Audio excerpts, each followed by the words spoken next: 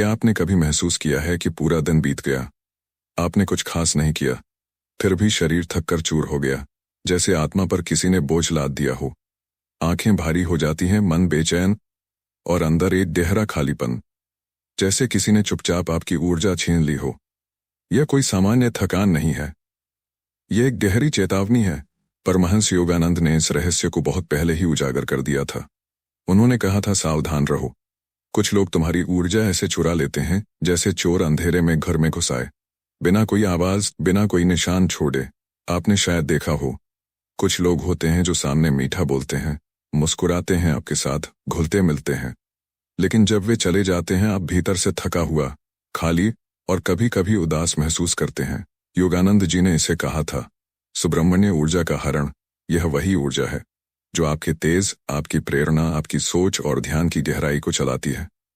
और ये ऊर्जा कोई चिल्लाकर नहीं चुराता, ये चोरी होती है सूक्ष्म स्तर पर, इतनी शांति से कि आपको एहसास तक नहीं होता कब आपकी ऊर्जा खिसक गई और कब आपका अंतर्मन कमजोर हो गया।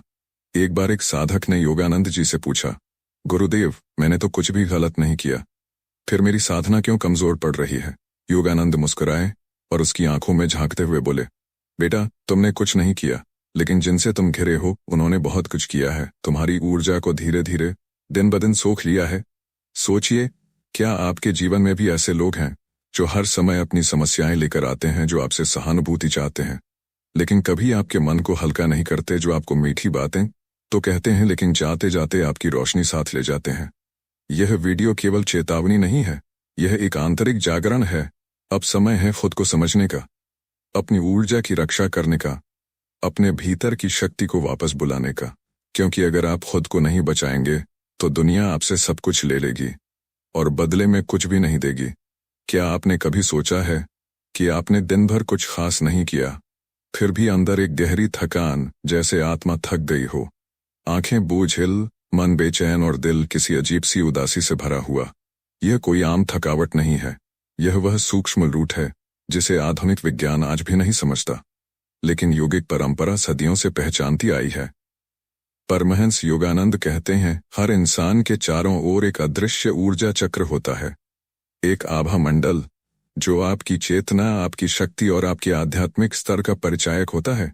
लेकिन जब कोई बार बार आपसे नेगेटिव बात करता है, शिकायत करता है या बस अपनी पीड़ा का बोझ आपके सिर पर डाल देता है, वो आपके उस ऊर्जा घेरे में सेंध लगा देता है और फिर शुरू होती है ऊर्जा का धीमा और चुपचाप बहना। बिना आपको महसूस कराए आपकी रोशनी फीकी पड़ने लगती है, मन अशांत हो जाता है, ध्यान गहराई में नहीं उतर पाता, साधना एक औपचारिकता बनकर रह जाती है। परम सत्य यह है, आपकी ऊर्जा सिर्फ आपके कर्मों से नहीं बल्कि आपके संपर्कों से भी बनती और बिगड़ती है। आप किनसे रोज मिलते हैं, किसे सुनते हैं, किसे भीतर जगह देते हैं, वही लोग आपकी ऊर्जा को बढ़ा भी सकते हैं और लूट भी सकते हैं। खतरनाक बात यह है कि ये लोग अक्सर वही होते हैं जो खुद को आपका शुभचिंतक बताते हैं, जो कहते हैं मैं तुम्हारे साथ हूं, लेकिन असल में वे अपने भीतर की नकारात्मकता को आप पर ट्रांसफर कर रहे होते हैं। योगानंद जी ने बहुत स्पष्ट कहा था, जो अपने मन को नियंत्रित नहीं कर सकता वो दूसरों की ऊर्जा को भी अस्त व्यस्त कर देता है। इसीलिए ध्यान की सबसे पहली शर्त है संगति का चयन। सोचिए, आप किसके साथ समय बिता रहे हैं, किसकी बातों को अपने भीतर तक ले जाते हैं, कौन है जो हर बार आपसे जुड़कर आपको थोड़ा और थका देता है। एक बार एक युवक की साधना धीरे धीरे कमजोर होने लगी। योगानंद जी ने पूछा, तुम किन लोगों के साथ उठते बैठते हो? युवक ने कुछ नाम बताए। योगानंद जी ने गहरी सांस लेते हुए कहा, इनमें एक ऐसा है जो बाहर से विनम्र दिखता है, लेकिन उसकी आत्मा क्लेश और पीड़ा से भरी है, उसका संग तुम्हारे तेज को खा रहा है। युवक ने उससे दूरी बनाई और कुछ ही दिनों में उसकी ऊर्जा फिर से लौटने लगी। क्या आपके जीवन में भी कोई ऐसा है जो हमेशा शिकायत करता है, जो आपके साथ रहकर खुद को हल्का करता है लेकिन आपको भारी कर जाता है, जो आपके जीवन में एक सूफियाना चोर बनकर छिपा है? अब समय आ गया है अपनी ऊर्जा को पहचानने और उसकी रक्षा करने का। ध्यान, एकाग्रता, आंतरिक शक्ति, ये कोई साधारण चीजें नहीं, ये आपकी आत्मा की पूंजी है। इन्हें संभाल कर रखना आपकी सबसे पवित्र जिम्मेदारी है। तो अगला सवाल यह है, हम इन ऊर्जा चोरों को कैसे पहचानें, उनसे कैसे बचें? क्या हर किसी से दूरी बनाएं या कोई तरीका है जिससे हम अपनी ऊर्जा की रक्षा कर सकें? भले ही आसपास नकारात्मकता की आंधी हो। यही वो ज्ञान यात्रा है जो सिर्फ वही तय कर सकते हैं जो सजग हैं, जागरूक हैं और खुद को खोने से पहले समझने की हिम्मत रखते हैं। तो इसका उत्तर क्या है? हाँ, इसका उत्तर एक बुलंद और जागरूक हाँ है। एक प्राचीन, चमत्कारी और अद्भुत योगिक विधि है। इतनी सरल कि कोई भी कर सकता है, लेकिन इतनी शक्तिशाली कि अगर आप इसे सही ढंग से करें तो आपकी ऊर्जा को कोई छू भी नहीं सकता।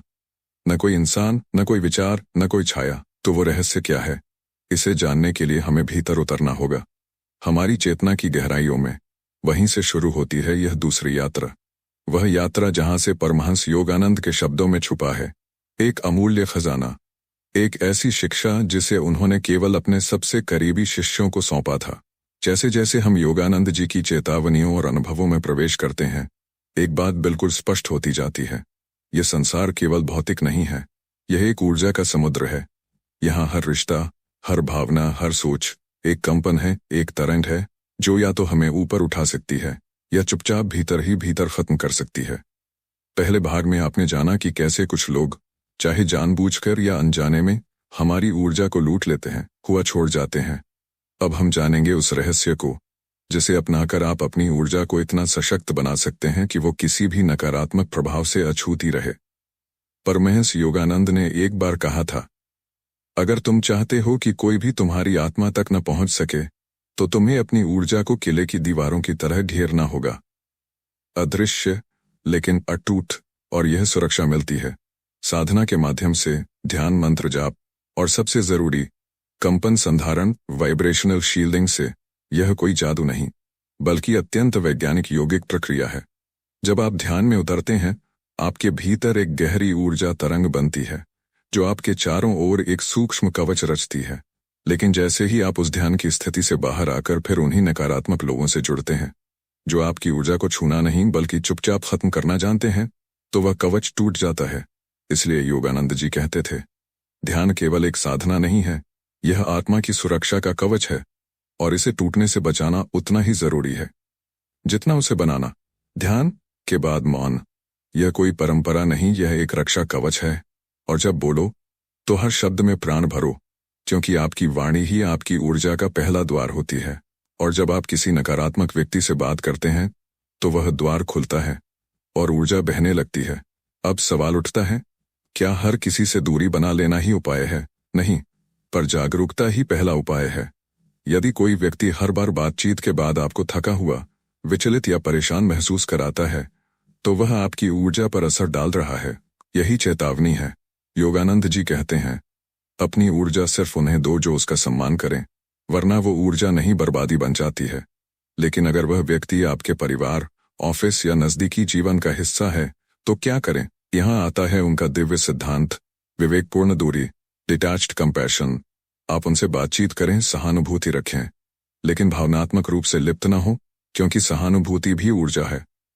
और अगर आप हर किसी के दुख को अपने दिल पर ओढ़ते चलेंगे तो एक दिन आपकी खुद की चेतना दब जाएगी।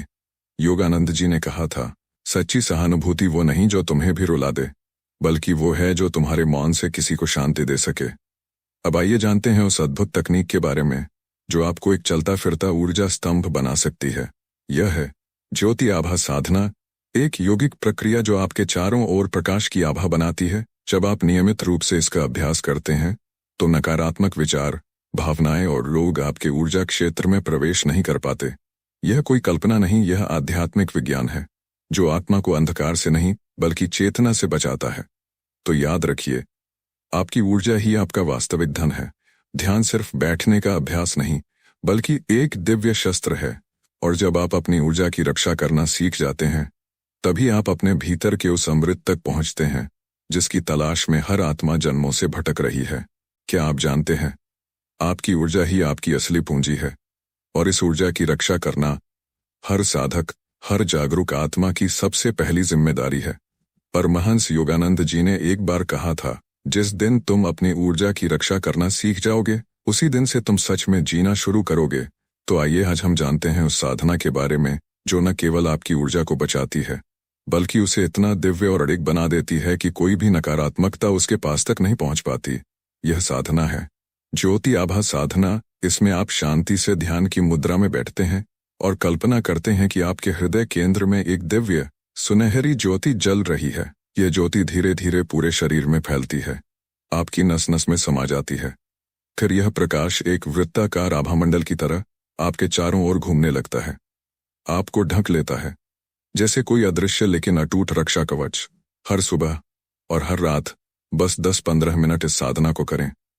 कुछ ही दिनों में आप महसूस करेंगे आपकी ऊर्जा स्थिर हो रही है, लोगों की नेगेटिविटी स्वतः दूर हटने लगी है और आप अपनी उपस्थिति से ही शांति और स्थिरता फैलाने लगे हैं।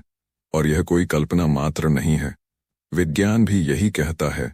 जब हम ध्यान की स्थिति में किसी छवि या भावना पर पूरी तरह एकाग्र होते हैं तो हमारा मस्तिष्क उसी के अनुरूप तरंगे उत्पन्न करता है। यह तरंगे न केवल मन को बल्कि हमारे पूरे तंत्रिका तंत्र को प्रभावित करती हैं। यानी यह साधना मन, आत्मा और शरीर तीनों को शक्ति देती है। पर योगानंद जी ने केवल यह साधना नहीं बल्कि 3 और दिव्य उपाय भी बताए थे जिससे हम अपनी ऊर्जा को फिर से भर सकते हैं, चाहे हम कितने ही थके, टूटे या बिखरे क्यों ना हो। पहला उपाय, मौन साधना। जब आपकी ऊर्जा बहुत बिखर चुकी हो तो कुछ दिनों तक जितना हो सके उतना मौन रहें। केवल आवश्यक बातें करें, मोबाइल, सोशल मीडिया और अनावश्यक संवाद से दूर रहें। हर दिन कुछ समय एकांत में बैठें, बिना किसी लक्ष्य के, बिना किसी चिंता के, सिर्फ अपने भीतर के कंपनों को सुनें। धीरे धीरे आपकी ऊर्जा फिर से आपके पास लौटने लगेगी। दूसरा उपाय, आभार साधना। जो कुछ भी आपके पास है, जो थोड़ा बहुत भी बचा है, उसके लिए आभार प्रकट करें। हर सुबह जागते ही कम से कम 3 चीजों के लिए धन्यवाद कहें, मैं आभारी हूं इस जीवन के लिए, इस सांस के लिए और इस अवसर के लिए कि मैं फिर से उठ सकता हूं। कृतज्ञता वो शक्ति है जो आपको ब्रह्मांड के ऊर्जा स्रोत से जोड़ देती है। तीसरा उपाय, सेवा साधना। परमहंस योगानंद कहते हैं, जब तुम बिना किसी स्वार्थ के दूसरों की मदद करते हो तो ब्रह्मांड तुम्हें 100 गुना लौटाता है। सेवा कोई बड़ा काम नहीं, कभी एक मुस्कान देना, कभी किसी को शांति से सुन लेना, कभी किसी को उम्मीद का एक शब्द देना, यही सच्ची सेवा है। और अंत में सबसे महत्वपूर्ण बात, संगति साधना। आपके आसपास कौन है? क्या वे आपको प्रेरणा देते हैं या आपकी ऊर्जा को धीरे धीरे खा जाते हैं? योगानंद जी कहते थे, जिनके साथ तुम रहते हो उन्हीं की तरह तुम बनते हो। तो आज से एक व्रत लें कि आप अपने भीतर के प्रकाश को तूफान में जलते दीपक की तरह बचाकर रखेंगे। उनसे जुड़िए जो आपकी आत्मा की भाषा समझते हैं, जो आपके मौन को भी सुन सकते हैं, और उन लोगों से धीरे धीरे दूर हो जाइए जो केवल लेना जानते हैं, देना नहीं। आप स्वयं एक प्रकाश स्रोत हैं। आप में ब्रह्मांड की वह ऊर्जा है जो अंधकार को भी रोशनी में बदल सकती है। लेकिन यह शक्ति तभी तक सुरक्षित है जब तक आप उसकी रक्षा करना जानते हैं। तो आइए आज से एक प्रतिज्ञा करें, मैं अपनी ऊर्जा को बर्बाद नहीं करूंगा, मैं अपने प्रकाश को बेवजह नहीं जलने दूंगा, मैं सजग रहूंगा, क्योंकि यही मेरा अस्तित्व है, यही मेरी साधना है। लेकिन रुकिए, क्या केवल साधना ही काफी है? नहीं। परमहंस योगानंद हमें बार बार एक बात सिखाते हैं, केवल ध्यान ही नहीं, जीवन का हर कर्म भी साधना होना चाहिए। इसका मतलब है कि आप सिर्फ ध्यान के समय सजग नहीं रह सकते, आपको चलते हुए, बोलते हुए, सोचते हुए हर पल सजग रहना होगा। जब आप किसी से बात कर रहे होते हैं, आपका मन क्या सोच रहा है, आपका दिल कैसा महसूस कर रहा है, आपका शरीर कैसा संकेत दे रहा है, ये सब बातें तय करती हैं कि आप ऊर्जा ग्रहण कर रहे हैं या लुटा रहे हैं। एक छोटी सी कहानी। एक बार एक शिष्य ने योगानंद से कहा, गुरुदेव, मैं अब पहले जितना ऊर्जावान नहीं महसूस करता, मन बेचैन रहता है, ध्यान में भी स्थिर नहीं हो पाता।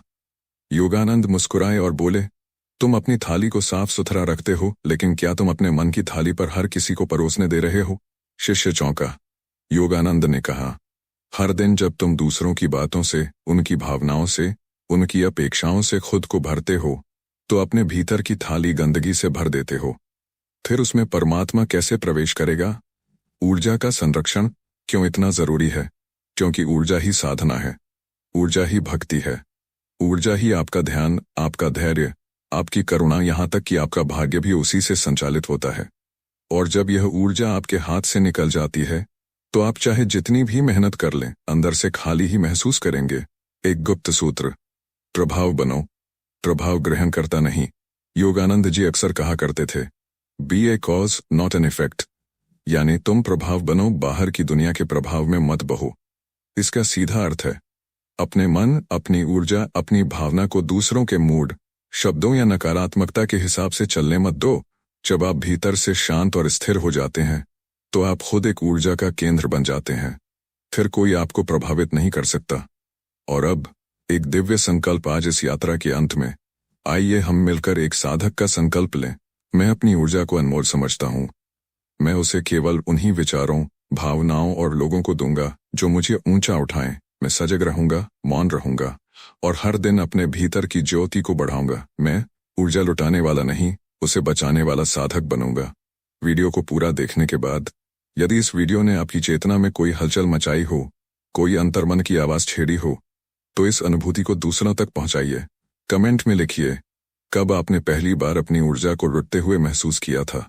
इस वीडियो को शेयर करें उन प्रियजनों के साथ जो हर दिन थके थके रहते हैं पर वजह नहीं जानते। और यदि आप ऐसे ही दिव्य, दुर्लभ और ध्यानपूर्ण विषयों को हर सप्ताह सुनना चाहते हैं तो अभी चैनल को सब्सक्राइब करें। और अंत में याद रखें, आप दीपक हैं, आप रोशनी हैं, आप उस ऊर्जा के वाहक हैं जो पूरी दुनिया को बदल सकती है। बस इस बात का ध्यान रखिए, आप अपनी लौ को तूफानों से बचाना जानते हो, क्योंकि जो सजग है वही जागता है और जो जाग गया वही बच गया।